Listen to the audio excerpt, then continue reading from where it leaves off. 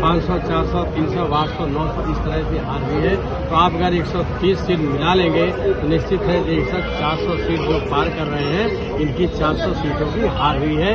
ये सत्ता की ताकत पे, सत्ता के बल पे कहीं न कहीं 1000-2000 वोट से अपना जीतने का काम है।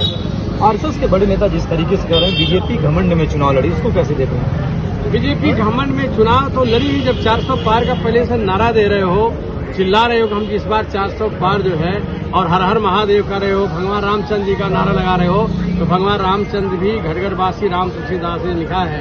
तो अब जो है उन्होंने भी इनको सबक दिखा दिया, तुम हमेशा हमारे आदमी जनता को ठगो करने का काम करते हो, तुम्हारी पार्टी नहीं, भारतीय जनता पार्टी एक ठगों का गिरोह है। कि भगवान रामचंद्र ने उनको संदेश दे दिया।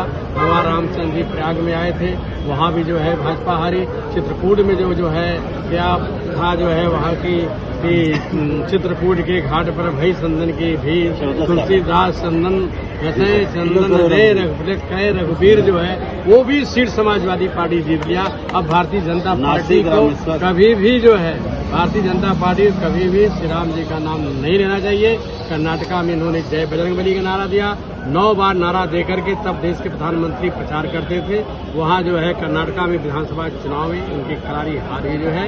तो भारतीय जनता पार्टी असलियत को पूरे देश की जनता ही नहीं, सभी देवी देवताओं भी अच्छी तरह समझ गए हैं। इनकी निष्ठा हम लोगों के प्रति नहीं है, इनकी निष्ठा कुर्सी के प्रति है, और कुर्सी के लिए एक कुछ भी कर सकते हैं। एक सवाल, जिस तरीके से अखिलेश यादव जब जौनपुर में आया तो उन्होंने कहा था कि पुलिस की आउटसोर्सिंग भर्ती होगी, पत्र वायरल हो रहा है, उस पर क्या कहेंगे? आउटसोर्सिंग भर्ती ये मनमानी ढंग से जो है किसी एक जात विशेष को फायदा पहुंचाने के लिए करने जा रहे हैं, जिसका हम सारे लोग विरोध करते हैं। अभी अग्निवीर का जो इन्होंने किया, हमारी सरकार बनी होती तुरंत अग्निवीर का जो 5 साल का था उसका पदभार समाप्त किया गया होता। वैसे मजबूत विपक्ष इस बार लोकसभा में है, ये मनमानी ढंग से सारी बातें नहीं कर पाएंगे। वहाँ पर डट करके विपक्ष पूरा इनका मुकाबला करेगा।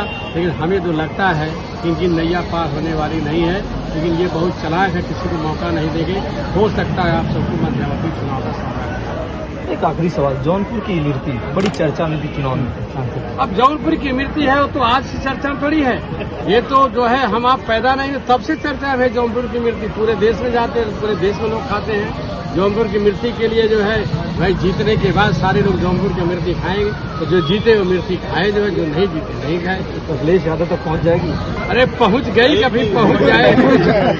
इतना लेट होता है क्या? आज कितना दिन रिजल्ट निकला हुआ जो है, इतना लेट थोड़ी होता है, सब पहुंच जाता है। एक आखिरी सवाल सांसद जी, क्या विकास के दावे होंगे जिस तरीके से तमाम दावे थे? देखिए, जो भी क्षेत्र की समस्याएं हैं, 10 साल तक यहाँ मछली शहर में भारतीय जनता पार्टी के सांसद था, एक भी काम 10 साल में नहीं हुआ। 4 ट्रेनों का ठहराव मैंने जनहित करवाया, और कटवार में नई रेलवे स्टेशन बनवाया।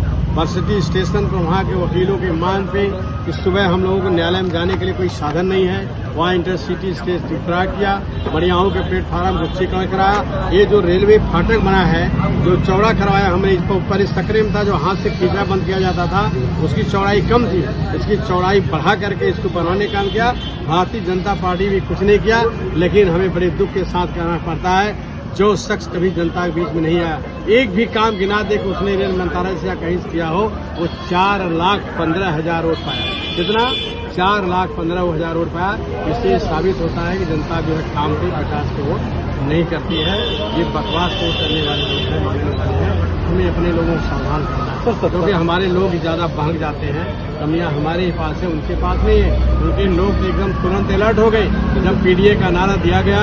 हमारे अभी बहुत से लोग 70% लोग पीडीए का मतलब नहीं समझ पाए, लेकिन वो लोग तुरंत अलर्ट हो गए और एक परिचालन मजबूती से खड़ा हो गए। समाजवादी पार्टी पीडीए का नारा चला रही है, हमें भी एकजुट होकर के इनका मुकाबला करना चाहिए। लेकिन हम कहीं न कहीं ठीक ढंग से अपना कार्यक्रम नहीं करा पाए, लोगों को समझा नहीं पाए। लेकिन अभी 2 साल चुनाव 2027 के लिए हम लोग अभी से जो है कमर कस करके लड़ाई लड़ने के लिए तैयार हैं। पूर्वांचल की कितनी सीटों की जीत दर्ज होगी 17 की अपेक्षा था?